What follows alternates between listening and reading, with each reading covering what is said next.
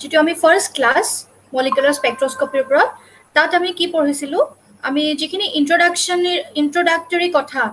Molecular স্পেক্ট্ৰস্কপিৰ ওপৰত বা স্পেক্ট্ৰস্কপিক টেকনিকৰ ওপৰত সেইখিনি আমি অকণমান পঢ়িছিলোঁ কেনেকৈ মানে স্পেক্ট্ৰস্কপি বুলি ক'লে তাৰ বেছিক প্ৰিন্সিপালটোনো কি হয় কেনেকৈ ইয়াতে ইলেক্ট্ৰমেগনেটিক ৰেডিয়েশ্যন আৰু মেটাৰৰ মাজত ইণ্টাৰেকশ্যন হৈ আমি কেনেকৈ ডিটেক্টৰত এখন স্পেক্ট্ৰা পাওঁ আৰু সেই স্পেক্ট্ৰাখন সেই ইণ্টাৰেকশ্যনবিলাক কেনেকুৱা ধৰণৰ হ'ব পাৰে এবজৰ্পশ্যন এমিশ্যন তো সেই কথাখিনি আমি বেছিককৈ পঢ়িছিলোঁ আৰু তাৰ লগতে যিহেতু এইটো ইলেক্ট্ৰমেগনেটিক ৰেডিয়েশ্যনৰ লগত ইণ্টাৰেক্ট হোৱা বুলি কৈছিলোঁ গতিকে আমি ইলেক্ট্ৰমেগনেটিক ৰেডিয়েশ্যনখনৰ ইলেক্ট্ৰমেগনেটিক স্পেক্ট্ৰামটোৰ বিভিন্ন ধৰণৰ ৰেঞ্জ আছে সেই ৰেঞ্জখিনি আমি পঢ়িছিলোঁ আৰু তাক কি নামকৰণ কৰা হয় ইনফ্ৰাৰেড মাইক্ৰৱেভ বিভিন্ন ধৰণৰ ৰেডিয়েশ্যনৰ কথা পঢ়িছিলোঁ আৰু সেই প্ৰত্যেকটো ৰেঞ্জে প্ৰত্যেকটো বেলেগ বেলেগ ফ্ৰিকুৱেঞ্চিৰ ইলেক্ট্ৰমেগনেটিক ৰেডিয়েশ্যনে যে মলিকিউল এটাৰ বিভিন্ন ধৰণৰ নিৰ্দিষ্ট ফেন'মেনাৰ লগত যে ইণ্টাৰেক্ট কৰে যেনেকে yes মেম চিম্পি জইন হ'ব পৰা নাই চিম্পি আহিছা এতিয়া আহিছে নিশ্চয় ঠিক আছে গতিকে আমি এটা নিৰ্দিষ্ট ইলেক্ট্ৰমেগনেটিক ৰেডিয়েশ্যন এটা নিৰ্দিষ্ট ফ্ৰিকুৱেঞ্চিত যে তাহাঁতি নিৰ্দিষ্ট মলিকুলাৰ ফেন'মেনা এটাৰ লগত ইণ্টাৰেক্ট কৰে সেই কথাখিনি আমি অলপ পঢ়িছিলোঁ আৰু আমি উদাহৰণস্বৰূপে ৰেডিঅ' ফ্ৰিকুৱেঞ্চি ৰিজনে কেনেকৈ নিউক্লিয়াৰ স্পিন ৰিভাৰ্চেল এই ফেন'মেনাটোৰ লগত এছ'চিয়েট হৈ আছে তাৰপিছত মাইক্ৰৱেভ ৰিজনটো এছ'চিয়েট হৈ আছে মলিকুলাৰ ৰটেশ্যনৰ লগত ইনফ্ৰাৰেড ৰিজনটো এছ'চিয়েট হৈ আছে মলিকুলাৰ ভাইব্ৰেশ্যনৰ লগত এক্স-ৰে হৈ UV ভিজিবল হৈ আছে ট্ৰানজিশ্যন অফ ভেলেন্স ইলেক্ট্ৰনৰ লগত এক্স-ৰে হৈ আছে ট্ৰানজিশ্যন অফ ইনাৰ ইলেক্ট্ৰনছৰ লগত এই কথাখিনি আমি অকণমান বেছিককৈ পঢ়িছিলোঁ আৰু তাৰপিছত আমি যিহেতু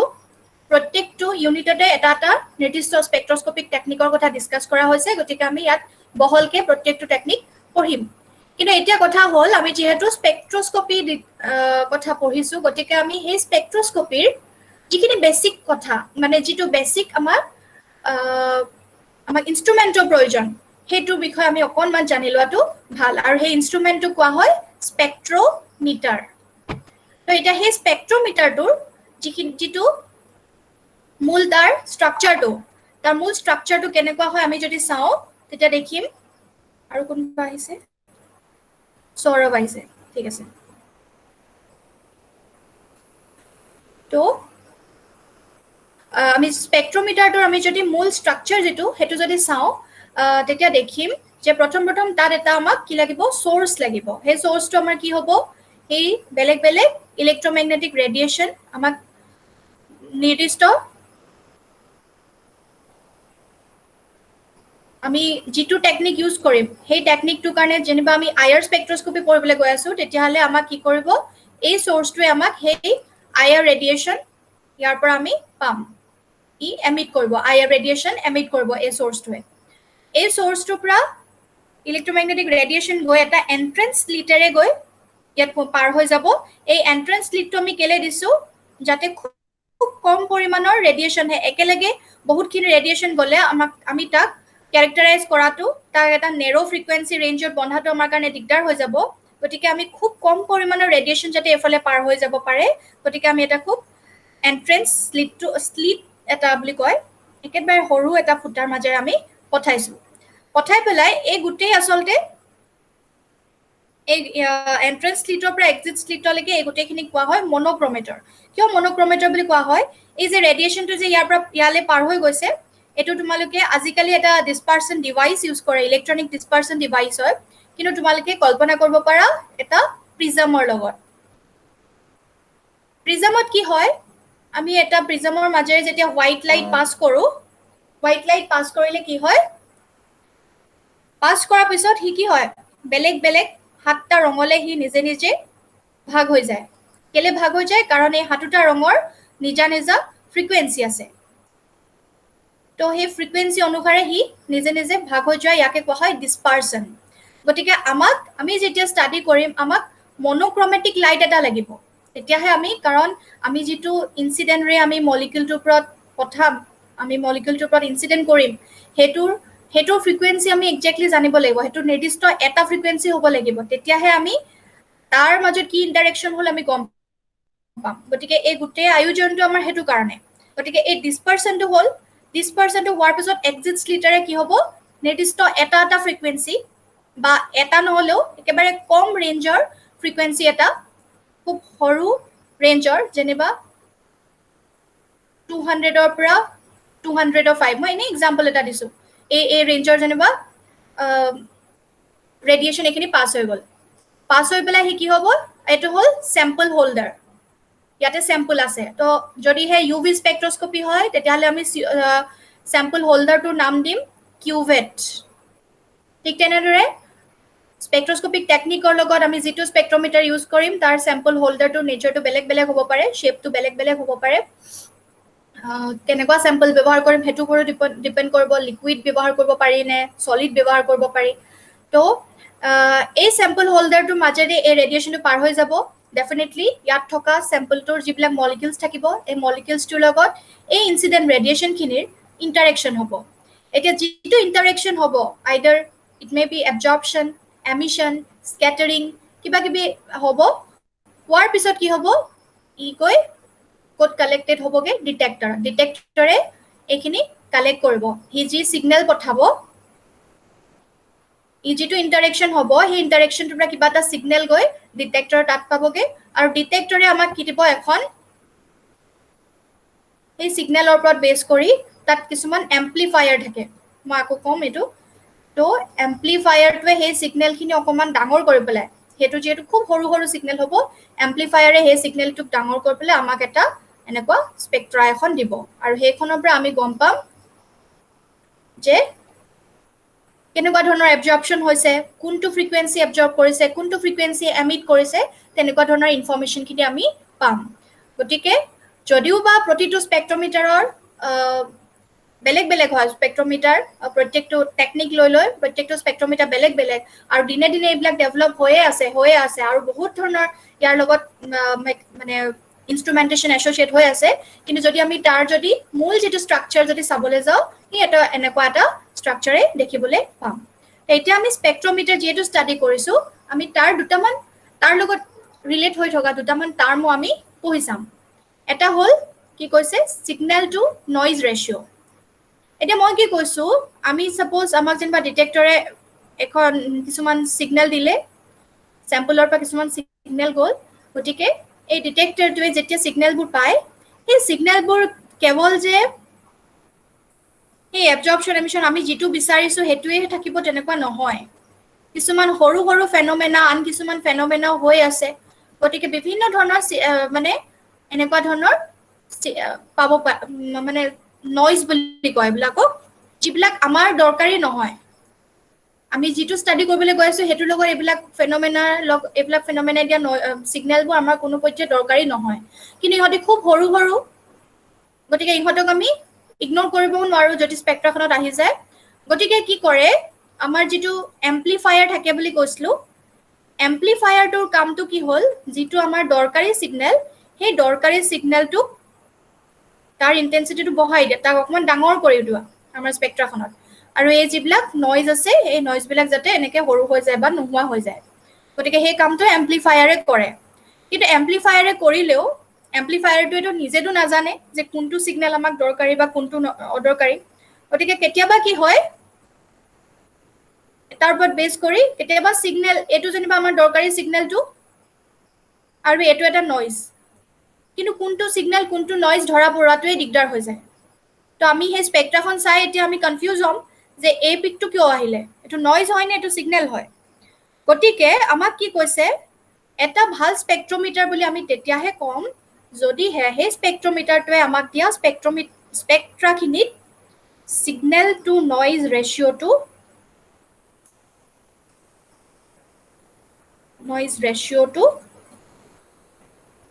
3:1 হৈ থাকে। তাৰমানে ইয়াৰ ইন্টেন্সিটিটো অন্তত এই নইজতকৈ 3 গুণ বেছি হৈ থাকিব লাগিব অন্তত 3 গুণ ডাঙৰ হ'ব লাগিব ইয়াতকৈ তেতিয়াহে আমি তাক এটা ভাল স্পেক্ট্ৰমিটাৰ বুলি ক'ব পাৰিম গতিকে তাৰ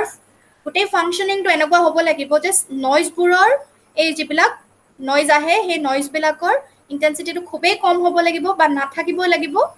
আৰু যদি আহে তেতিয়াহ'লে সেই নইজৰ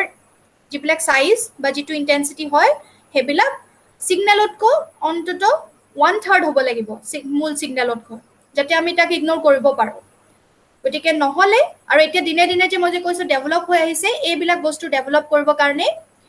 নতুন নতুন টেকনলজি এড হৈ আহি আছে গতিকে আমি এইটো শিকিলোঁ যে এটা ভাল স্পেক্ট্ৰমিটাৰৰ এটা কোৱালিটি হ'ল যে signal to noise ratio' should be 3:1 আন এটা আমাৰ important term associated with spectrometer is its resolving power. The resolving power to ki hoy saba suppose amuk ekon spectra dise mane eta suppose eta molecule kiba tet absorb korise ki duta frequency usora usrike duta frequency ti absorb korise ei khinite usora usrike tar duta eri korise kintu ই যেতিয়া এই exit স্লিটটোৰেদি পাৰ হৈ গ'ল এই exit স্লিটটোৰেদি পাৰ হৈ যাওঁতে যদিহে frequency ৰেঞ্জটো যদি খুব যদি বেছি হয় একেটা সময়তে যদি বৰ ডাঙৰ ৰেঞ্জ এটাৰ ফ্ৰিকুৱেঞ্চি যদি পাৰ হৈ গৈছে পাৰ হৈ গৈ পেলাই চেম্পলত পৰিছে তেতিয়া কি হ'ব আমাৰ স্পেক্ট্ৰমিটাৰটোৱে কি গম নাপাব যে সেইটো দুটা ফ্ৰিকুৱেঞ্চি হয় নে এটাই ফ্ৰিকুৱেঞ্চি হয় গতিকে সেই পিকটো দিওঁতে সি এনেকুৱাকৈ আমাক দি দিব গতিকে আমি যেতিয়া চাম ডিটেক্টৰে আমাক যেতিয়া স্পেক্ট্ৰাখন দিব আমি অকল এইটোহে পালোঁ গতিকে আমি গম নাপালোঁ যে আচলতে সি দুটা পিকত দুটা ফ্ৰিকুৱেঞ্চি এবজৰ্ব কৰিছিলে এইটো এটা হয়তো দুইটাৰে কেৰেক্টাৰিষ্টিক বেলেগ হ'ব পাৰে কিন্তু আমি গম নাপালোঁ গতিকে আমি এটাহে আমি গম পালোঁ এনেকুৱা হ'লে আমি মলিকুল এটা কেৰেক্টাৰাইজ কৰাত আমি অসুবিধাত পৰিম কাৰণ দুইটাৰ এইটো বেলেগ বেলেগ ই এটা বেলেগ ফাংচনেল গ্ৰুপৰ কথা ক'ব পাৰে বা ই এটা বেলেগ ইনফৰমেশ্যন দিব পাৰে ই এটা হয়তো বেলেগ ইনফৰমেশ্যন দিব বিচাৰিছিলে কিন্তু ই এটা হৈ গ'ল গতিকে আমি কোনোবা এটা বুলি ভাবি ল'লোঁ ইয়াৰ গতিকে এইটো এটা ভাল স্পেক্ট্ৰমিটাৰ হ'ব নোৱাৰে গতিকে এই যে ই দুইটা গেছে ডিফাৰেঞ্চিয়েট কৰিব পাৰিব যদি এটা দুটা ওচৰা ওচৰি ফ্ৰিকুৱেঞ্চিক যদি সি ডিফাৰেঞ্চিয়েট কৰি পেলাই যদি দেখাব পাৰে তাক কোৱা হয় ৰিজলভিং পাৱাৰ ৰিজলভিং পাৱাৰটো কি হ'ব দুটা ওচৰা ওচৰি ফ্ৰিকুৱেঞ্চিক তাৰমানে সি কি কৰিব ডিফাৰেঞ্চিয়েট কৰি দেখাব পাৰে এতিয়া তাৰ কাৰণে কি হ'ব আমাৰ যিবিলাক এক্সিট স্লিট এই গোটেই মনোক্ৰমেটিক চিষ্টেমটো ডেভেলপ কৰিব লাগিব ডেভেলপ কৰি সেই ডিটেক্টৰে সেইটো সিগনেলটো কেনেকৈ পাব সেইখিনিলৈকে কিছুমান ডেভেলপমেণ্ট কৰা হৈছে বা আজিকালি নতুন নতুন টেকনলজি হৈছে বিশেষকৈ আমি চাওঁ এইখিনি তোমাৰ NMR স্পেক্ট্ৰস্কপি এই ৰিজলভিং পাৱাৰটোৱে খুব ডাঙৰ এটা ভূমিকা গ্ৰহণ কৰে কাৰণ আমি তাত তোমালোকে যেতিয়া পঢ়িবা তেতিয়া গম পাবা যে কোনোবা এটা সিগনেলে যেনিবা ডাবলেট দিছে আৰু কোনোবা এটা যেনিবা সিংগলেট দিছে এনেকুৱা এটা সিগনেল আৰু এনেকুৱা এটা সিগনেল দুইটাৰ মাজত বহুত ডাঙৰ ডিফাৰেঞ্চ আছে ই গোটেই ষ্ট্ৰাকচাৰটো ই এটা বেলেগ ষ্ট্ৰাকচাৰ দিব ই এটা বেলেগ ষ্ট্ৰাকচাৰ দিব গতিকে তাত ৰিজলভিং পাৱাৰটো এটা বহুত ডাঙৰ ফেক্টৰ হৈ পৰে গতিকে আমাৰ মডাৰ্ণ যিবিলাক স্পেক্ট্ৰস্কপিক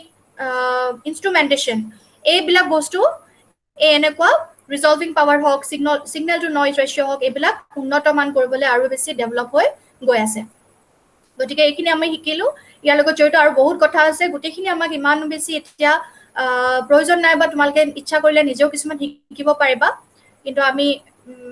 এইটো তোমালোকৰ মেনুৱেলৰ যিখন কিতাপ আছে সেইখনতো ভালকৈ লিখা আছে ডেফিনেশ্যন ৱাইজ তোমালোকে চাব পাৰা এতিয়া আমি আহিলোঁ আমি স্পেক্ট্ৰাৰ আমি যিখন স্পেক্ট্ৰা পাম সেইখন কিন্তু আমি নিজে ষ্টাডি কৰিব লাগিব গতিকে তাৰ প্ৰপাৰ্টিবিলাক আমি জানিব লাগিব এতিয়া স্পেক্ট্ৰা বুলি ক'লে আমি সাপোজ এইটো এটা আমাৰ সিগনেল এনেকুৱা এটা হ'ব পাৰে এনেকুৱা এটা হ'ব পাৰে বা ই উল্টাকেও কেতিয়াবা এনেকুৱা ধৰণৰ আয়াৰ এবজৰ্পশ্যনবিলাক যেনেকুৱা এবজৰ্পশ্যনটো এনেকৈ দেখায় কিছুমান UV-টোত এনেকুৱা দেখায় তো এতিয়া আমি জানো যে এই যে সি সিগনেল এটা দিছে এনেকৈ যে সিগনেল এটা আমি পাইছোঁ বা পিক বুলি কওঁ আমি এইবিলাক এইটো আমাৰ পিক বুলি কম স্পেক্ট্ৰাখনত এই নিৰ্দিষ্ট ফ্ৰিকুৱেঞ্চি এটা হি মানে এবজৰ্ব কৰাটো বুজায় বা এমিট কৰাটো বুজায় এতিয়া আমিতো এটা ফ্ৰিকুৱেঞ্চি এমিট কৰা বুলিহে বুজিছিলো আমি কি বুজো যে এই মলিকিউলটোৱে আমুক ফ্ৰিকুৱেঞ্চিটো এবজৰ্ব কৰিছে যেতিয়া আমি অমুক ৰেডিয়েশ্যনটো তাত ইনচিডেণ্ট কৰিছো কিন্তু যদিহে আমাৰ পিকটো যদি এনেকুৱা বহল হয় তাৰ যদি উইথটো বেছি হয় উইথটো বেছি হলে কি হ'ব এইফালে যদি ফ্ৰিকুৱেঞ্চি আমি এক্স এক্সিছত যদি ফ্ৰিকুৱেঞ্চি লৈছো তেতিয়াহ'লে কি হ'ব এইখিনিৰ পৰা এইখিনিৰ ভিতৰত এটা ৰেঞ্জ তাৰমানে সি এবজৰ্ব কৰিছে বুলি আমি বুজি ল'ব লাগিব আইদাৰ আমি তাৰ এভাৰেজ কিবা এটা ল'ব লাগিব কিন্তু একচুৱেল কথাটো হ'ল সি যে ইমান বহল এটা পিক দিছে তাৰ মিনিংটো হ'ল সি এটা ৰেঞ্জত সি এবজৰ্ব কৰিছে তো এই উইথটো আচলতে অহাটো বৰ এটা ভাল লক্ষণ নহয় কাৰণ আমি আচলতে একজেক্ট ফ্ৰিকুৱেঞ্চিটো আমি গম পাব লাগে তেতিয়াহে আমি এটা শুদ্ধকে মলিকিউল কেৰেক্টাৰাইজ কৰিব পাৰোঁ কিন্তু এই উইথটো ইন জেনেৰেল ৰিয়েল স্পেক্ট্ৰাবিলাকত most of the time আমি এনেকুৱা এটা উইথ পাওঁ কিয় পাওঁ তাৰ কেইবাটাও ৰিজন আমাক দিছে তিনিটা ৰিজন তাৰ ভিতৰত ইম্পৰ্টেণ্ট হয় এটা হ'ল কলিজন ব্ৰডেনিং এটা ডপলাৰ ব্ৰডেনিং আৰু এটা হাইজেনবাৰ্গ আনচাৰ্টেইনিটি আমি গোটেইকেইটা অকণমান অকণমানকৈ পঢ়িম এটা আমাক কৈছে কলিজন ব্ৰডেনিং কলিজন ব্ৰডেনিং মানে হ'ল সাপোজ আমাৰ এটা মলিকুলাৰ এইটো চেম্পল লৈছো ঠিক আছে এই যে চেম্পলবিলাক লৈছো ইহঁতে ইয়াত বোলে ইনচিডেণ্ট কৰিব আমি ইলেক্ট্ৰমেগনেটিক ৰেডিয়েশ্যন এটা দিম দি পেলাই কি হ'ব ইহঁতে ইয়াৰ লগত ইণ্টাৰেক্ট কৰিব ইহঁতৰ নিজৰ মাজৰ এনাৰ্জি আছে তাৰপিছত সিহঁতে কি কৰিব এমিট কৰিব সেই ৰেডিয়েশ্যনটো আইদাৰ ট্ৰান্সমিটেড হ'ব বা এমিট কৰিব স্কেটাৰ কৰিব কিবা কৰিব সেইটো আমাৰ ডিটেক্টৰে আমাক নটিচ কৰিব এতিয়া এই যে মলিকিউলবিলাক এই চেম্পল হোল্ডাৰটোৰ ভিতৰত আছে এই মলিকিউলবিলাকতো স্থিৰে নাথাকে ইহঁতে কি কৰিছে they are constantly under motion random motion বিশেষকৈ লিকুইড ষ্টেটত থাকিলে তাহাঁতিতো আমি জানো খুবেই নন ৰিজিড এটা চিষ্টেম হয় লিকুইডটো গতিকে একদম কণ্টিনিউৱাছলি তাহাঁতি কি কৰিছে মুভমেণ্ট কৰি আছে তো মুভমেণ্ট কৰাৰ কাৰণে কি হৈছে এই মলিকিউলবিলাকৰ মাজত কি হৈছে কলিজন হৈছে তো কলিজন দুটা ধৰণৰ হয় এটা ইলাষ্টিক কলিজন আমি এইবিলাক ফিজিক্সত পঢ়িছোঁ আৰু এটা in elastic collision elastic collision যদি হয় সিহঁতৰ মাজত এনাৰ্জিৰ কোনো এক্সচেঞ্জ নহয় আৰু ইন ইলাষ্টিক কলিজনত কিন্তু এনাৰ্জি এক্সচেঞ্জ হয়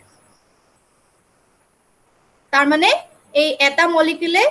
ইয়াৰ পৰা এনাৰ্জি ল'ব আৰু এটা মলিকিউলে এনাৰ্জি লছ কৰিব এ আৰু বি মলিকিউলৰ ভিতৰত এ যেনিবা বিক দিলে বা বি এক দিব পাৰে এটাই এনাৰ্জি গেইন কৰিব এটাই লছ কৰিব গতিকে এতিয়া ইহঁতৰ এনাৰ্জিটো তাৰমানে এটা কি হৈ থাকিব ফ্লাকচুৱেট কৰি থাকিব বা এনাৰ্জিটো পৰিৱৰ্তন হৈ থাকিব এতিয়া আমি যে এই ৰেডিয়েশ্যন এটা আমি ইনচিডেণ্ট কৰিছোঁ আমি কি কৰিছোঁ ৰেডিয়েশ্যনটোৱে যে ইনচিডেণ্ট কৰিছোঁ ইহঁতৰ ভিতৰত হৈ থকা ভাইব্ৰেশ্যন ৰটেশ্যন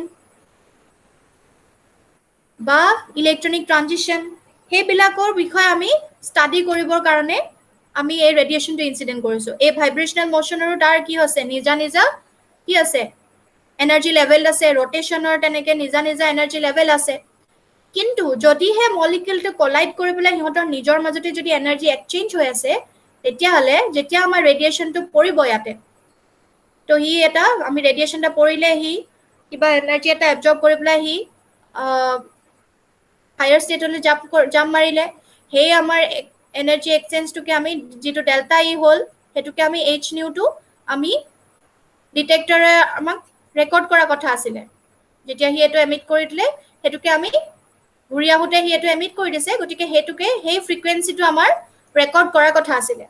কিন্তু ইহঁতে যিহেতু এনাৰ্জি এক্সচেঞ্জ কৰি আছে গতিকে ইহঁতৰ নিজৰ মাজতে এইটো থিৰে থকা নাই এইটো ইহঁতৰ মাজতে কি হৈছে ডেভিয়েট কৰিছে কেতিয়াবা ইহঁতে তললৈ গৈছে ইহঁতৰ গ্ৰাউণ্ড এনাৰ্জি ষ্টেট বা এক্সাইটেড এনাৰ্জি ষ্টেট কেতিয়াবা ওপৰলৈ গৈছে সেই ডেভিয়েশ্যনটো হৈ থকাৰ কাৰণে কি হ'ব আমি এই নিউটো আমি একজেক্ট নিউ এটা নাপাওঁ তাৰ সলনি আমি কি পাম তাতো কিছুমান ডেভিয়েশ্যন পাম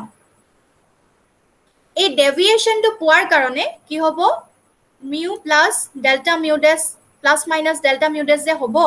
তাৰ কাৰণে কি হ'ব যেতিয়া আমাৰ ডিটেক্টৰটোৱে সেই ফ্ৰিকুৱেঞ্চিটো ডিটেক্ট কৰিব তেতিয়া দেখিব যে ই একেটা ফ্ৰিকুৱেঞ্চিকে এবজৰ্ব কৰা নাই এটা ৰেঞ্জত এটা ডেফিনিট ৰেঞ্জতহে সি এবজৰ্ব কৰিছে মিউৰ সলনি মিউ প্লাছ মাইনাছ ইয়াৰ পৰা কি হ'ব একজেক্ট মিউটো সলনি ইয়াৰ ফালে আৰু মিউ প্লাছ মাইনাছ এইটো ডেল্টা নিউ গতিকে আমি এটা বহল পিক পাম এনেকুৱা উইথ এটা আহি যাব ইনষ্টেড অফ ভেৰি শাৰ্প পিক গতিকে শাৰ্প পিক এটা পোৱা সলনি আমি কি পাম এটা উইথ থকা এটা বহল পিক এটা পাই যাম গতিকে তাৰ ৰিজনটো কি হ'ল কলিজন ব্ৰডেনিং এটা তাতে এটা কুৱেশ্যন আহে যে কলিজন ব্ৰডেনিংটো কিহত বেছি হয় সলিড নে লিকুইডত নে গেছত তো আমাৰ আনসাৰ হ'ব লিকুইডত বেছি হয় কাৰণ লিকুইডত কি হয় ৰেন্ডম মোশন লিকুইড ষ্টেটত মোশন ইজ মোৰ ৰেন্ডম আৰু গেছিয়াছ ষ্টেটত কি হয় তাহাঁতৰ ইণ্টাৰমলিকুলাৰ ডিষ্টেন্সটো বহুত কম intermolecular distance is less আৰু solidত কি হয় molecule বিলাক more rigid হৈ থাকে বৰ এটা crystal হলেতো কথাই নাই তাহাঁতি এটা rigid structure মাজত বান্ধ খাই থাকে গতিকে তাতো collisionটো কম গেছত কি হয় intermolecular distance টো ইমান intermolecular distance is more এনেকে ভুল হৈ গলে শুদ্ধ কৰাই দিবা চকুত পৰিলে তো গেছত কি হয় ইণ্টাৰমলিকুলাৰ ডিষ্টেন্সটো ইমানেই বেছি যে সিহঁতৰ কলিজন হোৱাৰ চান্সটো স্কোপটো বহুত কম হৈ যায় কিন্তু লিকুইডত তাহাঁতৰ কি থাকে ইণ্টাৰমলিকুলাৰ ডিষ্টেন্সটো মিডিয়াম হয় মাজতে থাকে বহুত বেছিও নহয় বহুত কমো নহয় আৰু তাহাঁতৰ সেইকাৰণে মোশ্যনটো তাহাঁতৰ ইমান বেছি ৰিজিড নহয় গতিকে তাহাঁতে ৰেণ্ডম মোশ্যন কৰি থাকে গতিকে তাতে আটাইতকৈ বেছি কলিজন হোৱা সম্ভৱ গতিকে লিকুইড চেম্পলৰ ক্ষেত্ৰত বিশেষকৈ কিছুমান টেকনিকত লিকুইড চেম্পলৰ ক্ষেত্ৰত আমি মানে দেখিম যে স্পেক্ট্ৰা আমি খুবেই বেছি ব্ৰড পাওঁ খুব বেছি ব্ৰড হয় যেনেকৈ মাইক্ৰ স্পেক্ট্ৰস্কপি যাৰ কাৰণে আমি স্পেক্ট্ৰস্কপি টেকনিক তাত ইউজ কৰিবই নোৱাৰোঁ লিকুইড চেম্পল আমি নলওঁৱেই এতিয়া আহিলে আন এটা ৰিজন সেই ব্ৰড স্পেক্ট্ৰা এটা পোৱাৰ সেইটো হ'ল ডপলাৰ ব্ৰডেনিং তো ডপলাৰ ব্ৰডেনিংটো তোমালোকে কেতিয়াবা ফিজিক্সত শুনিবও পাৰা হোৱাট ইজ ডপলাৰ ইফেক্ট সেইটো কি হ'ল change in the frequency of an object due to the relative motion of it with the source তো এটা অবজেক্ট আছে আৰু এটা সোৰ্স আছে এইটো ক্ষেত্ৰত মানে আমি সোর্স মানে কি এটা বুজি পাম এটা আন এটা অবজেক্ট বুলি আমি ধৰি ল'ব পাৰো তো দুটা অবজেক্ট যদি কি আছে তাহাঁতি যদি ৰিলেটিভ মোশনত আছে তেতিয়াহ'লে কি হ'ব এই অবজেক্টটোৰ যিটো ফ্ৰিকুৱেঞ্চি যিটো ফ্ৰিকুৱেঞ্চিত হি মুভমেণ্ট কৰি আছে তাৰ ফ্ৰিকুৱেঞ্চিটো চেঞ্জ হয় এতিয়া আমি যে এই স্যাম্পলটো লৈছো আমাৰ এইটো এটা স্যাম্পল আৰু এইটো আমাৰ কি হয় সোৰ্স হয় ইয়াত আমাৰ ৰেডিয়েশন ফৰ্মুলা দিছো দিলত কি আছে এই মলিকিউল বিলাকটো মুভমেন্ট কৰি আছে বুলি আমি গম পাইছোৱে কেতিয়াবা হি কি হ'ব সোৰ্সটোৰ ওচৰলৈ আহিছে কেতিয়াবা হি কি হৈছে সোৰ্সটোৰ পৰা আঁতৰি গৈছে গতিকে ই অনবৰতে এটা ৰিলেটিভ মোশনত আছে তো ৰিলেটিভ মোশনত থকাৰ কাৰণে ইয়াৰ যিটো আমি যদি এই মলিকিউলটোৰ একেবাৰে তাৰ আমি জানো যে মলিকিউলটো যদি আমি একদম এটমিক লেভেললৈকে যাওঁ তেতিয়াহ'লে কি হ'ব আমাৰ তাৰ প্ৰত্যেকৰে এটা এটা নিজস্ব তাতৰ ফ্ৰিকুৱেঞ্চি বা ৱেভলেংথ থাকে আৰু গতিকে ই যিবিলাক ৱেভ এবজৰ্পশ্যন হ'ব তাৰ এনাৰ্জি লেভেলবিলাকৰো যিবিলাক ফ্ৰিকুৱেঞ্চি হ'ব সেইবিলাকো কি হ'ব চেঞ্জ হ'ব তো চেঞ্জ হোৱাৰ কাৰণেও আমি কি হয় একজেক্ট ফ্ৰিকুৱেঞ্চি এটা আমি তাত আমাক ডিটেক্টৰে আমাক দিব নোৱাৰে ডপলাৰ ব্ৰডেনিঙৰ কাৰণে কি হয় মানে ডপলাৰ ইফেক্টটো তোমালোকে বুজিবলৈ এইটো মনত পেলোৱা তুমি যেনিবা গাড়ী এখনত গৈ আছা গাড়ীখনত গৈ থাকোঁতে তোমাৰ সন্মুখৰ পৰা আন এখন গাড়ী আহিছে আন এখন গাড়ী আহিলে কি হ'ব যেতিয়া আহি আহি তোমাৰ একদম ঠিক কাষ পাইছেহি ঠিক তেনেকুৱা সময়তে তুমি একদম সেই গাড়ীখনৰ শব্দটো বা সি বজোৱা হৰ্ণটো একদম বেছিকে শুনিবা টাইপকৈ তাৰপিছত যেতিয়া সি অকণমান তোমাৰ পৰা পিছ পৰি গ'ল পিছলৈ গুচি গ'ল তেতিয়া কিন্তু তুমি শব্দটো একদম কমি কমি নোহোৱাই হৈ গ'ল কিন্তু তাৰ আগখিনি যেতিয়া আহি আছিলে তোমাৰ ওচৰত পাওঁ পাওঁ হৈছিলে তেতিয়া কিন্তু সি আটাইতকৈ বেছি আছিলে সেইটো হ'ল চাউণ্ড ৱেভ গতিকে চাউণ্ড ৱেভটো কি হৈ যায় ৰিলেটিভ মোশ্যনৰ লগে লগে কোনোবাখিনিত একদম বেছি হৈ গৈছে আৰু কোনোবাখিনিত একদম কমি গৈছে যদিও তুমি সি আগে সি এতিয়া অকণমান আগত থকা আৰু অকণমান পিছত থকাৰ মাজত ডিষ্টেঞ্চটো সমানেই হৈ আছে কিন্তু তথাপি কি হৈছে সেই ৰিলেটিভ মোশ্যনটোৰ কাৰণে কি হয় ফ্ৰিকুৱেঞ্চিটো তাত চেঞ্জ হয় ঠিক এই একেটা কথাই ইয়াতো খাটে ইয়াত খালি কি হৈছে আমাৰ ইনচিডেণ্ট ৰেডিয়েশ্যনৰ সেই চ'ৰ্চটোৰ লগত মলিকুলটো ৰিলেটিভ মোশ্যনত আছে আৰু যাৰ বাবে ইহঁতৰ যিটো ভিতৰৰ যিখিনি এনাৰ্জি লেভেল সেই লেভেলবিলাকৰ ফ্ৰিকুৱেঞ্চিটো আমাৰ চেঞ্জ হৈছে সেই ফ্ৰিকুৱেঞ্চিটো চেঞ্জ হোৱাৰ কাৰণে আমাৰ যিখিনি ইণ্টাৰেকশ্যন হ'ব সেই ইণ্টাৰেকশ্যন হোৱা পিছত আমাৰ ফ্ৰিকুৱেঞ্চিটো আমি একজেক্টলি ক'ব পৰা নাই যে একজেক্টলি আমাৰ এইটো ফ্ৰিকুৱেঞ্চিয়ে এবজৰ্ব হৈছে বুজি পাইছানে কথাটো বুজি পাইছা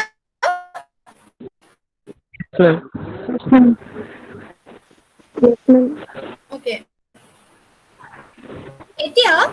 এই দুটা আমি গম পালো এটা কলিজন ব্ৰডেনিং আৰু এটা ডপলাৰ ব্ৰডেনিং ঠিক আছে আমি ভাবিলো যে এই দুটাৰ কাৰণে মলিকুল তেতিয়াহ'লে মানে ব্ৰড পাওঁ আমি স্পেক্ট্ৰাবোৰ যদিহে আমি এই মলিকুলটো যে কলিজন কৰাৰ কাৰণেহে সি ব্ৰড পিক দিছে আমি যদি মলিকুলটো একেবাৰে আইচলেট কৰি পেলাওঁ তেতিয়া কি হ'ব তেতিয়াতো আমি শ্বৰ্ট পিক এটা পাওঁ তেওঁলোকে ক'লে যে নহয় তাৰ উপৰিও তোমাৰ ডপলাৰ ব্ৰডেনিং আছে তাহাঁতি মুভমেণ্ট কৰি থাকিবতো আইচলেট হ'লেও সিটো মুভমেণ্টটো কৰিলে সি চ'ৰ্চৰ লগত তাৰ ৰিলেটিভ মোশ্যন হ'ব তেতিয়া তাৰ ডপলাৰ ব্ৰডেনিং হ'ব মই ক'লো ঠিক আছে আমি সেই আইচলেট মলিকুলটোক আমি মুভমেণ্টটো একদম ৰেষ্ট্ৰিক্টেড কৰি দিম কিবা এটা কৰিম আৰু ৰেষ্ট্ৰিক্টেড কৰি দিম তেতিয়াতো সি এটা আমি শ্বৰ্ট পিক এটা পামনে তো তেওঁলোকে ক'লে যে নোপোৱা কাৰণ তেতিয়াও নোপোৱা এই দুইটা ৰিজন যদি তুমি কেনেবাকৈ অভাৰকাম কৰিব পাৰাও তেতিয়াও কিন্তু আমাৰ কোন আছে আমাৰ বহি আছে ফাদাৰ অফ আনচাৰ্টেইনিটি হাইজেনবাৰ্গ আনচাৰ্টেইনিটি তেওঁ আমাক আগতেও কোৱাণ্টাম কেমিষ্ট্ৰিৰ আৰম্ভণিতে আমি যেতিয়া পঢ়িছিলোঁ তেওঁ আমাক কি কৈ গৈছিলে যে এটা মাইক্ৰ' পাৰ্টিকল যদি মুভমেণ্টত থাকে তেতিয়াহ'লে তাৰ ভেলচিটি আৰু পজিশ্যন ভেলচিটি আৰু পজিশ্যন আমি একেলগে simultaneously আৰু exactly precisely আমি determine কৰাটো not possible there will always a uncertainty a certain uncertainty will always be associated with the particle গতিকে সেই আনচাৰ্টেইনিটিটো আমি যিটো ভেলচিটিৰ কথা কওঁ পজিশ্যনৰ কথা কওঁ আল্টিমেটলি এইবিলাক আমি এনাৰ্জিৰ লগতে আহোঁ গতিকে এনাৰ্জিৰ ক্ষেত্ৰতো এটা এনাৰ্জি বা ফ্ৰিকুৱেঞ্চি এইবিলাকৰ লগতো এইবিলাক কিছুমান আনচাৰ্টেইনিটি থাকে একেটা সময়তে আমি সব একেলগে ডিটাৰমাইন কৰিব নোৱাৰোঁ there will always uncertainty in energy that means uncertainty in frequency এতিয়া আমি যদি চাওঁ আমি তেওঁলোকে আমাক কেলকুলেশ্যন কৰিও দেখাইছে ইলেক্ট্ৰনিক ট্ৰানজিশ্যন যেতিয়া হয় ভেলেন্স ইলেক্ট্ৰনৰ যেতিয়া ট্ৰানজিশ্যন হয় তেতিয়া তেওঁলোকে কৈছে যে এটা ইলেক্ট্ৰন এই যিটো এক্সাইটেড ষ্টেটত থাকে মাত্ৰ তাৰ লাইফ টাইম হৈছে 10⁻⁻8 ছেকেণ্ড এই যেতিয়া এক্সাইটেড এই ট্ৰানজিশ্যন লোৱাৰ ষ্টেটৰ পৰা হায়াৰ ষ্টেটলৈ গৈ পেলাই যেতিয়া ট্ৰানজিশ্যন হয় তাৰ এক্সাইটেড ষ্টেটত তাৰ লাইফ টাইম মাত্ৰ 10⁻⁻8 ছেকেণ্ড আৰু তাৰ পৰা তেওঁলোকে এনাৰ্জি বা ফ্ৰিকুৱেঞ্চিৰ আনচাৰ্টেইনিটিটো কেলকুলেট কৰি পাইছে এইটো 10⁻8 জুল ছেকেণ্ড বোলে এই যিটো ট্ৰানজিশ্যন হৈছে এই ট্ৰানজিশ্যনটো তাৰ এক্সাইটেড ষ্টেটত কিমান হয় 10⁻8 জুল ছেকেণ্ড আনচাৰ্টেইনিটি আছে আৰু এই যে আমাৰ ফ্ৰিকুৱেঞ্চিটো ইয়াৰ পৰা ইয়ালৈ ট্ৰানজিশ্যন হওঁতে কিবা এটা এনাৰ্জি লাগিছে এনাৰ্জি মানে এইচ নিউ তো সেই নিউটোৰ ভ্যালু আকৌ ইলেক্ট্ৰনিক ট্ৰানজিশনৰ কাৰণে 10 to the power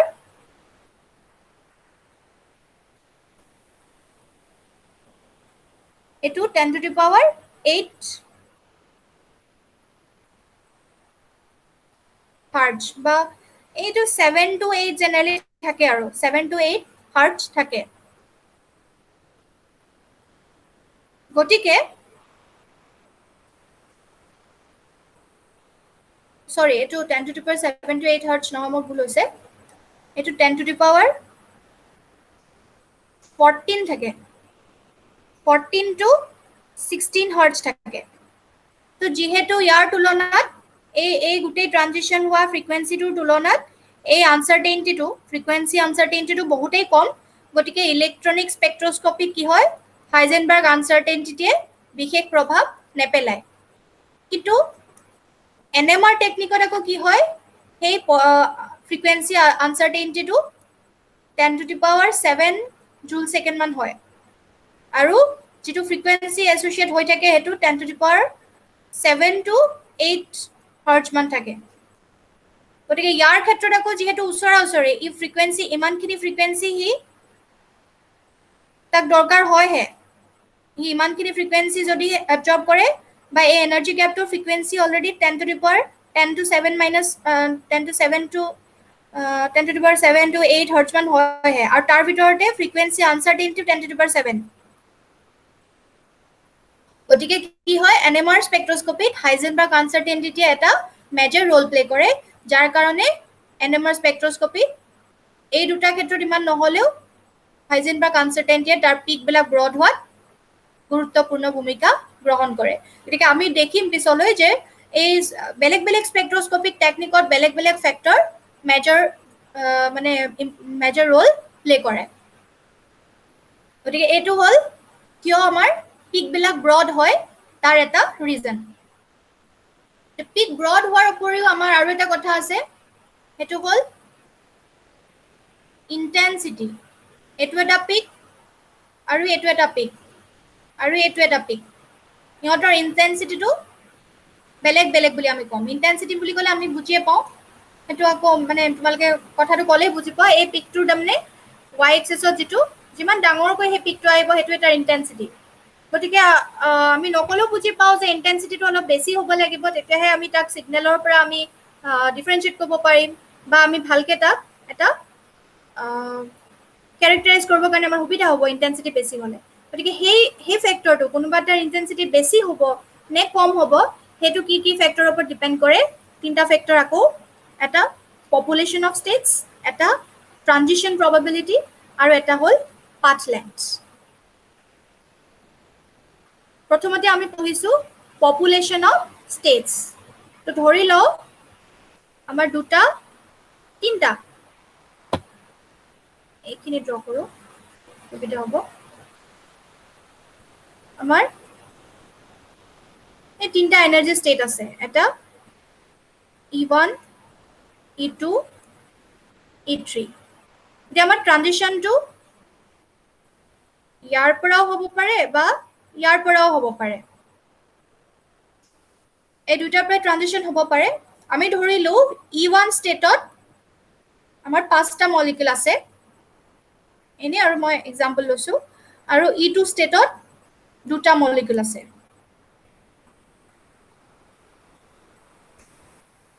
গতিকে ইয়াত কি হ'ব ট্ৰানজিশনটো হ'ব তাৰ মানে কি হ'ব এটা মলিকিউলৰটো ট্ৰানজিশন নহয় পাঁচটা মলিকিউলৰে আমি যেতিয়া ফ্ৰিকুৱেন্সিটো আমি দি দিম প্ৰভাইড কৰিম তেতিয়ালে কি হ'ব পাঁচটা মলিকিউলে ট্ৰানজিশন কৰিব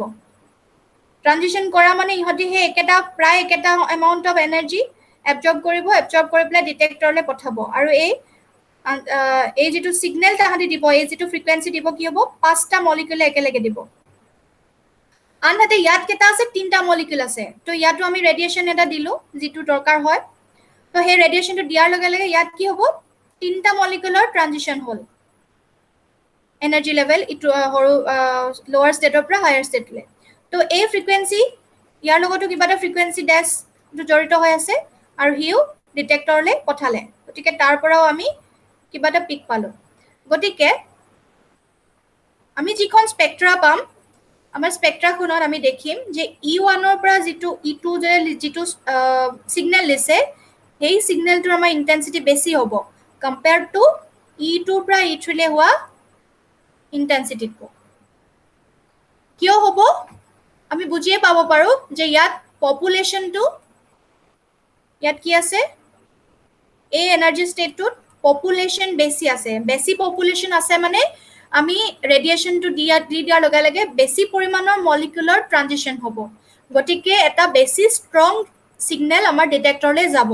কিন্তু যদিহে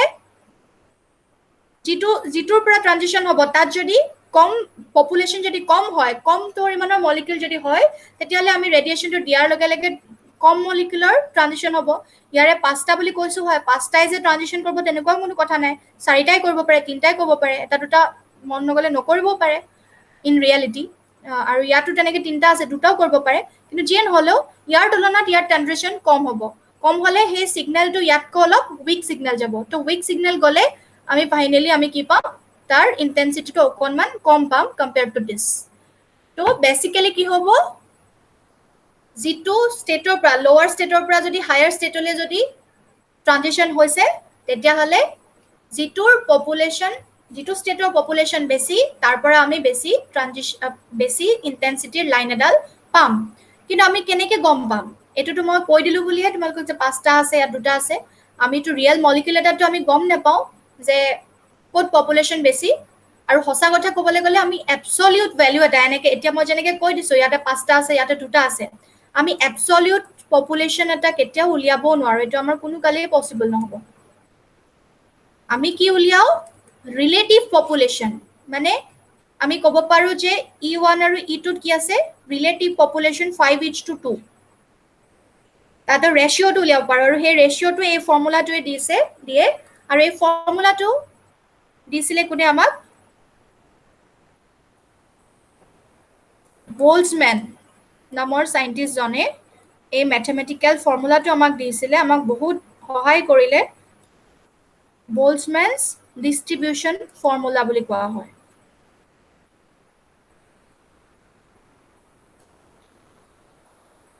তো ইয়াৰ পৰা আমি কি গম পাব পাৰো আমি দুটা এনাৰ্জি ষ্টেটৰ পপুলেশন ৰিলেটিভ পপুলেশনটো আমি গম পাব পাৰো এতিয়া আমি যদি বিভিন্ন ধৰণৰ স্পেক্ট্ৰোস্কোপিক টেকনিক আমি যদি আইআৰৰ কথাই ভাবো বা মাইক্ৰৱেভৰ কথাই ভাবো কি হয় জেনাৰেলি যেটো তাহাঁতৰ গ্ৰাউণ্ড ভাইব্ৰেশনাল ষ্টেট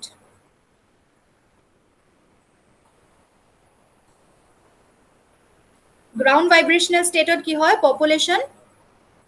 এইগিটাৰ তুলনাত অলমোষ্ট 99.9% মলিকুলাৰ গ্ৰাউণ্ড ভাইব্ৰেশনাল ষ্টেটত থাকে আমি ক্যালকুলেট কৰি হেতু উলিয়াব পাৰো উলিয়াই দেখাইছে একচুয়ালি তো গতিকে কি হয় যেতিয়া ইয়াৰ পৰা যিবিলাক ট্ৰানজিশন হয় গ্ৰাউণ্ড ভাইব্ৰেশনাল ষ্টেটৰ পৰা হেবিলাকৰ পৰাহে আমি ইন্টেন্স লাইন কিছুমান পাওঁ তাৰ বাহিৰে বাকি ষ্টেট বিলাকত হায়াৰ এনাৰ্জি ষ্টেট বিলাকত কি হয় পপুলেশন থাকে কম থাকে থকাৰ কাৰণে আমি বেছি ইন্টেন্স লাইন নাপাওঁ কিন্তু মই কৈ আছো এই যে ৰিলেটিভ পপুলেশন কিহৰ ওপৰত ডিপেন্ড কৰে ডেল্টা ই যেটো তাহাঁতৰ এক্টিভেশন এনাৰ্জি লাগে হেতু k টু কোৱা হয় বোল্টজম্যান কনস্ট্যান্ট আৰু t টু হল temperature so what am I saying is in room temperature এটো হল room temperature কথাহে মই কৈ আছো টেম্পাৰেচাৰ বেছি হৈ গলে হয়তো বেলেগ হ'ব পাৰে ইয়াৰ পপুলেশন বাঢ়ি যাব পাৰে তেনেকুৱা ঘটনা হ'ব পাৰে so the relative population depends upon temperature and activation energy and here k is a Boltzmann constant তো ইয়াৰ পৰা কেতিয়াবা question আহে এটো কেতিয়াবা প্ৰবলেম দি দিয়ে তোমালোকৰ এবলাক দি দিয়ে ডেল্টা ই ভ্যালু দি দিব টি ভ্যালু দি দিব বোল্টজম্যান কনস্ট্যান্টৰ ভ্যালুটো তোমালোকে পাবা গতিকে ইয়াৰ ভ্যালু উলিয়াবলৈ দিয়ে ৰিলেটিভ পপুলেশন উলিয়াবলৈ দিয়ে গতিকে তেনেকুৱা প্ৰবলেম বিলাক চাবা গতিকে এটা আমি পালো ইন্টেন্সিটি কিহৰ ওপৰত ডিপেন্ড কৰে পপুলেশন অফ ষ্টেটস যৰ পৰা ট্ৰানজিশনটো হ'ব সেই এনাৰ্জি ষ্টেটটোৰ পপুলেশন আন এটা ফেক্টৰ আহিলে তাক কোৱা হয় ট্ৰানজিশন প্ৰবেবিলিটি ট্ৰানজিশন প্ৰবেবিলিটি কি হয় তাৰ নামটোৱে কয় ধৰি লও এই দুটা এনাৰ্জি লেভেল আছে E1 আৰু E2 E1ত পপুলেশ্যন অফ ষ্টেটছ মানে পপুলেশ্যনো আছে, ইটোৰ তুলনাত E1ত পপুলেশ্যনো আছে। এতিয়া সাপোজ ইয়াৰ পৰা ইয়ালৈ ট্ৰানজিশ্যন কৰিব লাগে, তেনেকে ইয়াৰ পৰা ইয়ালৈও ট্ৰানজিশ্যন হ'ব পাৰে, কিন্তু মলিকিউলটোৱে কৈছে যে মই ইয়ালৈকে ট্ৰানজিশ্যন হ'ম কিন্তু ইয়ালৈকে ট্ৰানজিশ্যন নহওঁ, বা এইটোলৈকে হ'ম এইটোলৈ নহওঁ। সেইটো কি হৈছে, সি নিজৰ এটা তাৰ যিটো লাইকলিহুড বুলি আমি ক'ব পাৰোঁ, তাৰ পচন্দৰ কথা আছে। মানে সি ইয়ালৈকে যাব ইয়ালৈকে নাযায়, সি এইটো ট্ৰানজিশ্যন পচন্দ কৰিছে যোৱাটো, কিন্তু এইটো ট্ৰানজিশ্যন কৰাটো সি পচন্দ কৰা নাই। মলিকিউলটো নিজৰ ওপৰত কথা, আমি কোন হয় তাক বাধা দিবলৈ। গতিকে ট্ৰানজিশ্যন প্ৰবেবিলিটি বুলি ক'লে আমি কি বুজো, the likelihood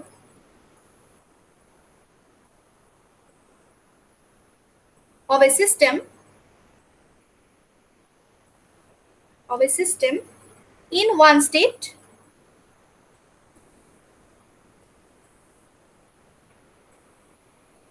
changing to another state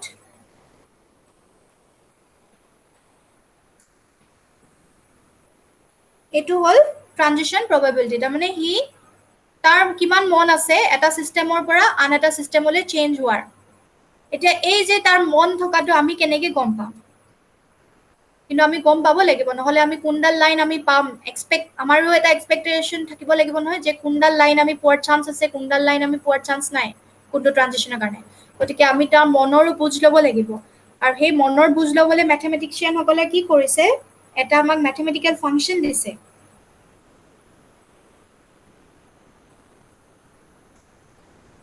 তাৰ নাম transition moment integral. Transition moment integral. মোৰ হেণ্ডৰাইটিংটো বহুত বেছি বেয়া হৈছে, ইগনোৰ কৰিবা আৰু সেইটো। তো ট্ৰানজিশ্যন মোমেন্ট ইন্টিগ্ৰেলটো কেনেকৈ দিয়া হয়, সাপোজ আমি এইটো এ এনাৰ্জি ষ্টেটটো আই আৰু এই এনাৰ্জি ষ্টেটটো যদি জে বুলি ধৰোঁ, তেতিয়াহ'লে আই আৰু j transition moment integral is given by integration of psi i, এইটো হ'ল ট্ৰানজিশ্যন মোমেন্ট অপাৰেটৰ, এইটো ট্ৰানজিশ্যন মোমেন্ট অপাৰেটৰ, আৰু psi j এইটো কি হয়, ট্ৰানজিশ্যন মোমেন্ট অপাৰেটৰ। কিন্তু আমাৰ ইমানখিনিতো সময় নাই, এইবিলাক আমি মেথমেটিকেলি psi i কোৱাণ্টাম মেকানিকেল বোলে প্ৰত্যেকটো কেলকুলেশ্যন কৰি কৰি আমি তাৰ psi i জেৰ ভেলু উলিয়াম, দুটা ষ্টেটৰ মাজত ট্ৰানজিশ্যন মোমেন্ট ইন্টিগ্ৰেলৰ ভেলু উলিয়াই পেলাই আমি ক'ম যে এইটো ষ্টেটৰ পৰা পচিবল হয়, এইটো ষ্টেটৰ পৰা। গতিকে আমাৰতো ইমান সময় নাই, আমি ব্যস্ত মানুহ, গতিকে চাইণ্টিষ্টসকলে গম পায় যে আমাৰ এইবিলাক কৰিবলৈ সময় নাই, গতিকে তেওঁলোকে অলৰেডি কি কৰিছে, উলিয়াই থৈ দিছে। এই কেলকুলেশ্যনখিনি কৰি তেওঁলোকে আমাৰ কাৰণে এটা সহজ উপায় দি থৈছে, সেইটো হ'ল চিলেকশ্যন ৰুলছ। চিলেকশ্যন ৰুলছটোৱে আমাক ক'ব, আমাৰ প্ৰত্যেকটো স্পেক্ট্ৰস্কপিক টেকনিক আমি যেতিয়া ষ্টাডি কৰিম, প্ৰত্যেকটো কাৰণে আমাক কি কৰিব, এটা এটা চিলেকশ্যন ৰুল দি দিব। ভাইব্ৰেশ্যনেল স্পেক্ট্ৰস্কপিৰ কাৰণে এটা চিলেকশ্যন ৰুল থাকিব, মাইক্ৰ' স্পেক্ট্ৰস্কপিৰ কাৰণে এটা চিলেকশ্যন ৰুল থাকিব। তো তাত আমি কি পাম, যদি mu I J equal to 0 হয়, তেতিয়াহ'লে that transition is said to be forbidden। এইটো ট্ৰানজিশ্যন তুমি কৰিব নোৱাৰা। যদি psi i j is not equal to 0, then it is allowed। এতিয়া এইটোৰ ওপৰত বেছ কৰি আমাক কি কৈছে, চিলেকশ্যন ৰুলবোৰ দি থৈছে যে অমুক ট্ৰানজিশ্যনটো এলাউড। সাপোজ আমাক যেনিবা ক'লে যে E1 আৰু E2ৰ মাজত ট্ৰানজিশ্যন হ'বলৈ কাৰণে ডেল্টা ই ইকুৱেল টু বুলি আমাক ক'লে +-1। তাৰমানে আমি বুজিম যে E1ৰ পৰা E2লৈ যাব পাৰিব। মানে আমাৰ কোৱান্টাম নাম্বাৰ দিব একচুয়ালি ই নহয় একচুয়ালি যেনিবা আমি ভাইব্ৰেশনাল স্পেক্ট্ৰোস্কোপি কথা ভাবিছো তেতিয়াহলে ডেল্টা এটো দিলে ডেল্টা ভি তেতিয়া কি হ'ব ভাইব্ৰেশনাল কোৱান্টাম নাম্বাৰ 1 ৰ পৰা 1 ষ্টেটৰ পৰা সেকেন্ড ষ্টেটলৈকে এলাউড কিন্তু 1 ষ্টেটৰ পৰা 3 লৈকে মানে এই ডিফাৰেন্সটো যদি 2 হৈ যায় দ্যাট ইজ নট এলাউড 1 ৰ পৰা 2 লৈকে +1 হ'ব এটো এলাউড 1 ৰ পৰা 3 লৈকে কিন্তু +2 হৈ যাব দ্যাট ইজ ফৰবিডেন তেনেকে যেতিয়া এমিট কৰিব তেতিয়া এমিশন হলে হায়াৰ ষ্টেটৰ পৰা যদি আহে তেতিয়ালে হায়াৰ ষ্টেটৰ পৰা আহিলো ইয়াৰ পৰা ইয়ালে আহিব পাৰিব বা ইয়াৰ পৰা ইয়ালে আহিব পাৰিব এটো আহিব পাৰিব কিন্তু ইয়াৰ পৰা ডাইৰেক্ট ইয়ালে আহো বুলি ক'লে দ্যাট ইজ ফৰবিডেন তো আমাক এনেকে প্ৰত্যেকটো স্পেক্ট্ৰোস্কোপিক টেকনিকৰ কাৰণে আমাক কি কৰিছে আমাক এটা সিলেকশন ৰুল দি থৈ দিছে গতিকে আমি এইবিলাক আমি ক্যালকুলেট কৰি থাকিব নালাগে আমি ডাইৰেক্ট আমি যেতিয়া ট্ৰানজিশন এটা হ'ব নে নহব আমি চাব লাগে কোনোবা এটা স্পেক্ট্ৰোস্কোপিক টেকনিকত তেতিয়া আমি তাৰ সিলেকশন ৰুলটো আমি জানিব লাগে আৰু জনাৰ লগে লগে আমি কৰিব পাৰিম আমি গম পাম যে কোনোবা এই ট্ৰানজিশনটো এলাউড হয় নে ফৰবিডেন হয় আমি লগে লগে গম পাই যাম গতিকে আমি কি পালো অবভিয়াসলি এতিয়া আমি কি হ'ব যদিহে কোনোবা এটা এলাউড ট্ৰানজিশন হয় ট্ৰানজিশন যদি পসিবল হয় তেতিয়াহলে তাৰ কাৰণে আমি ইন্টেন্সিটি বেছি পাম আৰু যদিহে এটো ফৰবিডেন ট্ৰানজিশন হয় তেতিয়াহলে আনলেস কিবা এটা এক্সেপশনাল কিবা থাকিব তাৰ বাহিৰে আমি তাক হে পিকটো নাপাওয়ে বা পালেও বহুত আমি কম ইন্টেন্সিটি পাম গতিকে আমাৰ ইন্টেন্সিটিটো ডিপেন্ড কৰিব ট্ৰানজিশন প্ৰবাবিলিটিৰ ওপৰত the likelihood of the system এই দুটা ফেক্টৰ আৰু এটা ফেক্টৰ আছে জাস্ট ক্লাছটো অকমান দীঘল হৈছে আৰু কিন্তু একেলগে হেক কৰি পেলাও পাথ লেংথ পাথ লেংথটো কি হয় আকৌ আমি চাইছো এই ৰেডিয়েশনটো গৈছে এই মলিকিউল খিনিৰ লগত ইহঁতে ইন্টাৰেক্ট কৰিব এতিয়া ইন্টাৰেক্ট কেতিয়া কৰিব এই মলিকিউল খিনি কিমানখিনি মলিকিউলৰ মাজেৰে গৈছে হেতুটো এটা ডিপেন্ড কৰিব হে ফেক্টৰটো তেতিয়া আমি গম পাম যে ইন্টাৰেকশনটো কিমান বেছি হৈছে যদিহে স্যাম্পল হোল্ডাৰটো আমাৰ যদি এনেকুৱা হয় গতিকে বেছি মলিকিউলৰ মাজেৰে হি পাস হৈ যাব গতিকে ইন্টাৰেকশনটো বেছি হ'ব গতিকে এই যে আমি এটো কৈছো এটোৱে হল আসলতে পাথ লেংথ এই মলিকিউল খিনিৰ স্যাম্পল হোল্ডাৰটো যেটো লেংথ হেতু হ'ব পাথ লেংথ এতিয়া এই আমি এটা কথা বুজি পাব লাগিব এখিনি যদি আমাৰ ইনসিডেন্ট ৰে তাৰ পিছত এখিনি ইন্টাৰেকশন হল তাৰ পিছত এখিনি হল ট্ৰান্সমিটেড ৰে এখিনি ইনসিডেন্ট ৰে আৰু এখিনি ট্ৰান্সমিটেড ৰে আৰু এখিনি যাব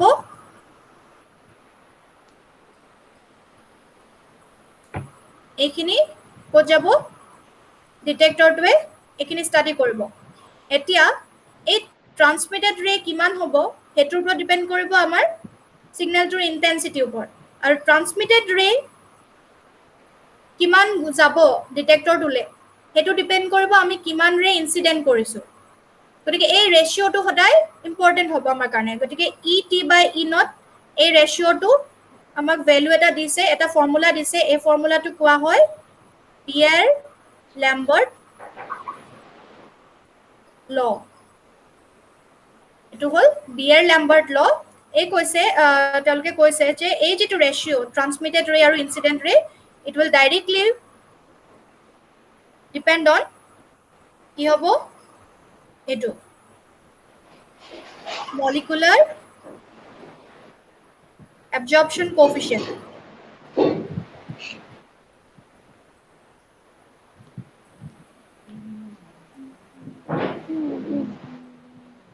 absorption coefficient আৰু এটো কি হয় প্ৰত্যেকটো মলিকিউলৰ বাবে এটো এটা specific হয় there is a specific value for each molecule তাৰ পিছত আমি পালো concentration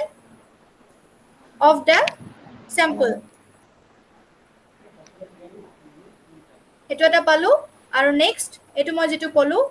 path length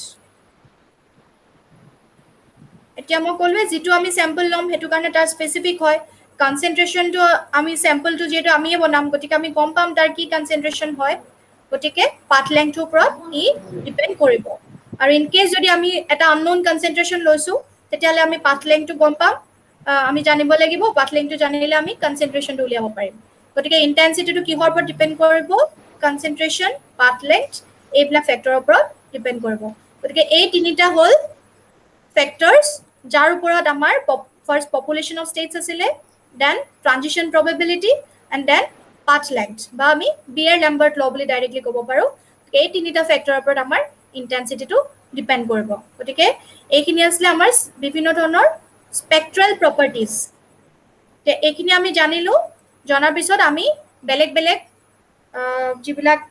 স্পেক্ট্ৰস্কপিক টেকনিক আছে, ফাৰ্ষ্টতে কি হ'ব মাইক্ৰৱেভ টেকনিক্স আছে, দেন ভাইব্ৰেশ্যনেল টেকনিক। তো সেইখিনি আমি তেতিয়া পঢ়িব ষ্টাডি কৰিব পাৰোঁ। কিবা ডাউটছ আছে নেকি?